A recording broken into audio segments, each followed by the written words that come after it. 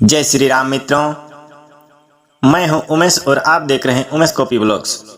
तो मित्रों, आज कथा लेकर के आया हूं। रामायण की यह कथा अयोध्या कांड की है और यह कथा में मंत्री सुमंत जी राजा दशरथ जी के पास राम लक्ष्मण सीता की हाल लेकर के आए हैं। आइए सुनते हैं यह कथा दोहा चौपाई के साथ। देखी सचिव जय जीव कही,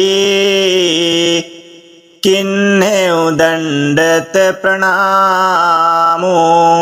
सुनत उठयो व्याकुल नृपति, कहूँ सुमंत कहाँ राम। श्यावर रामचंद्र पद जय शरणम। मंत्री जी ने देखकर जय जीव कहकर दंडवत प्रणाम किया।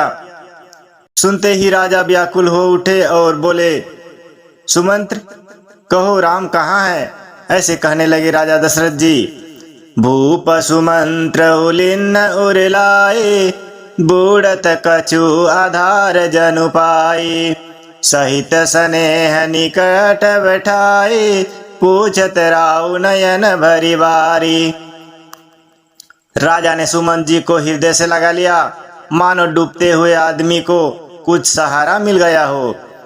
मंत्री को स्नेह के साथ पास में बैठाकर नेत्रों में जल भरकर राजा पूछने लगे, राम कुशल कहूँ सखा स्नेही, कह रघुनाथ लखन विदेही। आने फेरी की बनहि सिधाए, सुनत सचिव लोचन जल छाए। हे मेरे प्रेमी सखा, श्री राम की कुशल कहो। बताओ श्री राम लक्ष्मण और जानकी कहाँ हैं? उन्हें लौटा लाए हो कि वे वन को चले गए? यह सुनते ही मंत्री के नेत्रों में जल भर आया और कहने लगे, शोक विकल पुनि पूछ नरेशु, कहूँ सिय राम लखन संदेशु।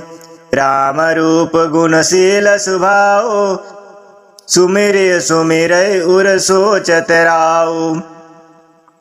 शोक में व्याकुल होकर राजा फिर पूछने लगे, सीताराम और लक्ष्मण का संदेशा तो कहो।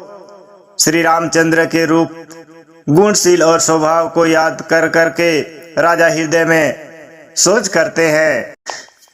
राउ सुनाई दिन बनवासु, सुनि मन भयउ न हरसु हरासु।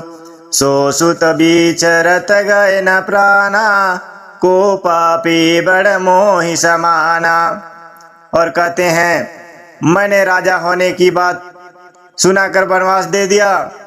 यह सुनकर भी जिस राम के मन में हर्ष और विषाद नहीं हुआ, ऐसे पुत्र के बिछड़ने पर भी मेरे प्राण नहीं गए, तब मेरे समान बड़ा पापी कौन होगा। ऐसा महाराज दशरथ जी कहने लगे।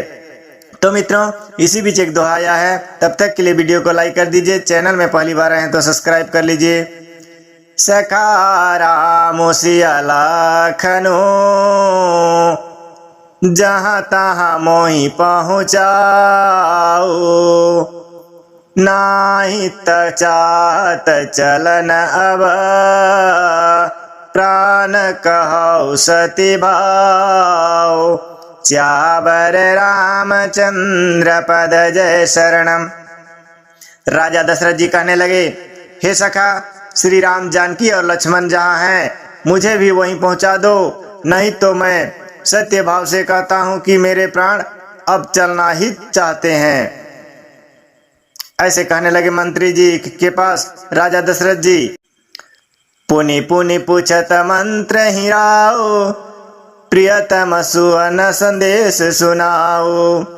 करहि सखा सोई बेगी उपाओ, राम लखन सिय नयन देखाओ। राजा बार बार मंत्री से पूछते हैं, मेरे प्रियतम पुत्रों का संदेशा सुनाओ। हे सखा, तुम तुरंत वही उपाय करो जिससे श्री राम लक्ष्मण सीता को मुझे आंखों में दिखा दो। ऐसे राजा जी विलाप करने लगे मंत्री सुमंत जी से। सचिव धीर धरि कह मृदु बानी, महाराज तुम पंडित ज्ञानी। वीर सुधीर धुरंधर देवा, साधु समाज सदा तुम सेवा। मंत्री धीरज धरकर कोमल वाणी से कहने लगे, हे महाराज, आप पंडित और ज्ञानी हैं। हे देव, आप शूरवीर तथा उत्तम धैर्यवान पुरुष में सर्वश्रेष्ठ हैं। आपने सदा साधुओं के समाज की सेवा की है। ऐसे कहने लगे मंत्री सुमन जी। जन्म मरण दुख सुख भोगा, हानि लाभ प्रिय मिलन वियोगा। काल कर्म बस हो ही गोसाई, बर बस राति दिवस की नाई। जन्म मरण सुख दुख के, भोग हानि लाभ, प्यारों का मिलना बिछड़ना, ये सब है स्वामी काल और कर्म के अधीन रात और दिन की तरह बरबस होते रहते हैं। सुख हर सही जड़ दुख बिल खाही, दो समधिर धरहि मन माही। धीरज धरहु विवेक विचारी, छाड़िय सोच सकल हितकारी। मूर्ख लोग सुख में हर्षित होते हैं और दुख में रोते हैं, पर धीर पुरुष अपने मन में दोनों को समान समझते हैं। हे सबके हितकारी रक्षक, आप विवेक विचार कर धीरज धरिए और शोक का परित्याग करिए। ऐसे कहने लगे मंत्री सुमन जी राजा दशरथ जी से। प्रथम बासुतम सा भय हो, दूसर सुर सरितेर। नहाई रहे जल पान करे, से समेत दो बेर। श्यावर रामचंद्र पद जय शरणम। मंत्री सुमन जी कहने लगे, श्री राम जी का पहला निवास मुकाम तमसा के तट पर हुआ, दूसरा गंगा तीर पर। सीता जी सहित दोनों भाई उस दिन स्नान करके जल पीकर ही रहे। ऐसे कहने लगे मंत्री सुमन जी। तो मित्रों, आज की कथा यहीं पर समाप्त करते हैं। मिलते हैं अगले कथा की ओर, तब तक के लिए हमें आज्ञा दीजिए। जय श्री राम।